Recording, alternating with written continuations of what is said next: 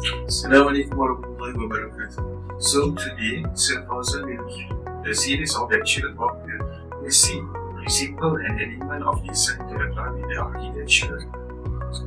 Okay, so there is 6 integral components of elements that you need to know. The first one is line, space, color, texture, form, and also the value. Okay, the first one we go to the line. There is 4 types of line: the vertical lines, the horizontal lines, the diagonal lines, and also the curved line to represent certain mood or certain characteristic. The vertical lines represent formality, stability, and also strength. The horizontal line to represent the calm, peaceful, relaxation, and also the humility, while the diagonal lines represent the ensured activity, excitement, and movement. Finally, the curved line to represent the freedom, natural movement, solid feelings or mood. Okay, so this is the example of the vertical lines. As you can see in the Empire State Building Design Architecture Land in Harvard, the architects really focus on the vertical lines to represent the stability of the economy and so on. The horizontal line, I give you an example of the church community in Kansas City, Cyber Architect friend of mine. The architects really focus on the horizontal line to represent the humility and also the calmness in the religion. So this is the series of the diagonal line. So what can you see in this 4 examples? You can really see the movement and also to represent something that represent direction. Like example of the ziggurat, you can really see the movement from the base to the top to represent the human and also the God. On the curved line, some of the use of the curved line is to represent the natural movement, the natural topography, the natural skyline of the series of the design. Okay, so next we go to the color. The use of color that is an element in architecture. There is 2 types of the color: the warm color and also the blue color. The warm color consists of the red color, yellow color, orange color to represent. Sometimes to represent the excitement and so on. But the blue color, while the cool color consists of blue color, purple, and green to represent certain mood like calmness and relaxation. So in these 4 examples of the same component, what you can see from this, Okay, in the component that use the orange chair, you can really see the excitement, while the use of the colors like the purple chair, they really represent something like dark, mood, mystery, and so on. So next we go to the form and shape. So what is the difference of the form and shape? Can someone tell me? Okay, so we have 3 types of basic architectural shape. The first one is the square, second is triangle, and also the third one is circle. The basic architectural shape consists of 2-dimensional contour that you cannot have the volume, only the shape, 2-dimensional. While the form, the 3D, 3-dimensional, consists of the volume in here. So I give you an example. If I select the circle as a shape, so circle is a shape. So if I want to transform the circle from the shape to the form, so what shape will appear? What form will appear? The sphere. Okay. So this is the example of the use of the form and also the shape. In the Oriental tower building in Shanghai, design architecture blockchain, they use the form to represent his design, which is consists of the volume in here. That is a space you can see. While in the example of the Berlin building in Germany, they use the shape to represent something. They use the combination of a square and also a circle to represent as an opening, but there is no volume in here, just a feature wall and so on. The space. So you may know about the space, the open space, the cramped space, the use of the good quality space and also the negative space to represent some of your elements. If you want to make a matrix house with a tunnel, so you don't design it to be an open space and so on. You design it to be a cramped space. So it is up to your intention in the design. The texture.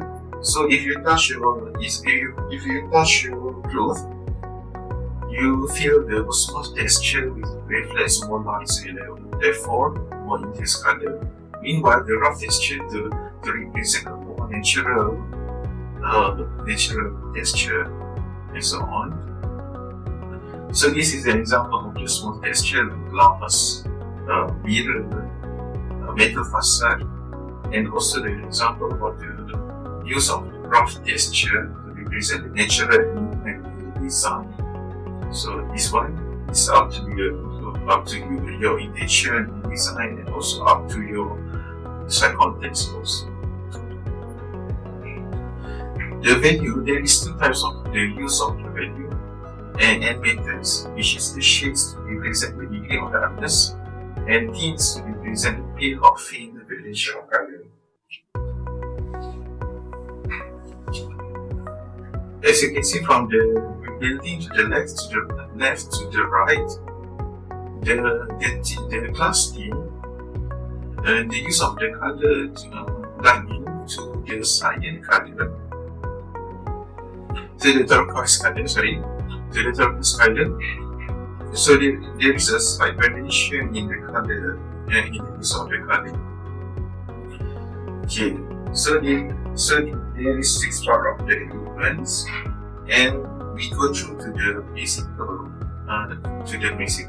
So what you need to know about the basic design principle is the balance, rhythm, emphasis, proportion, scale and proportion, movement and contrast, and also the unity. Okay, there is 4 types of balance: asymmetrical, symmetrical, radial, vertical, and also the horizontal balance. So this is the example of the Taj Mahal building in India. So the architects use the basic symmetrical balance to represent the design, to the harmony design. If I show you, if I put the axis in here, the part of the left and also the part of the right really appear symmetrical towards each other to represent harmony, design, and so on. Apart from the symmetrical, asymmetrical can also be part of the balance depending on the building component. As you can see, the main building consists of 3 repetitions of the pitch roof, and while the left side consists only for 1 repetition and 1 pitch roof only. But in terms of the overall component, you can really see the balance in there. Not formally, but informally. Okay, radial balance you can see in the kubah in masjid, in the mosque, where it really uses the use of the elements of the radial design itself. So the vertical valence, the symmetrical valence using the x and the y-axis, right? Y-axis. While the vertical valence use the x-axis or also the surface, reflective surface such as lake and so on to represent the reflection of the buildings. The horizontal valence, as you can see, there is the use of the horizontal line to represent the certain component, to represent the certain parts of the buildings. Okay. So this is the example of the use of the valence. The main element consists of series of repetition, but in terms of the symmetry, you can really see the symmetrical valence on the left and right also up and down. Next we go to the rhythm. There is 4 types of the rhythm: the regular rhythm, regulated rhythm, random rhythm, and also the graded rhythm to represent the rhythm. Rhythm, you can use the series of the line, shape, color, texture, and pattern to represent the rhythm. Okay. Next is the regular rhythm. The first one is the regular rhythm. The regular rhythm is the repetition of the same elements or component with the same interval each time. As you can see in the tiling, they use the same component, the same shape towards each other to represent the rhythm. So there is an element of rhythm in that. The random rhythm is the use of the elements of the same element but irregular interval. So next is the graded rhythm, which the use of the same element but it increase or decrease gradually with each repetition from the large component towards the smaller component gradually. Okay, next we go to the emphasis, which emphasis is the feature of design that to attract one's eye of the focal point. So this is the part of the most attractive part in the design, in your design. Okay, so scale and proportion. Okay, what is scale and what is proportion? Scale consists of the design in terms of what you design. I'll give you an example. If I enter the door, so the door it does not appear too big or too small for me because the door is designed to be at human scale. And the series of the movement to represent the feeling of action in here.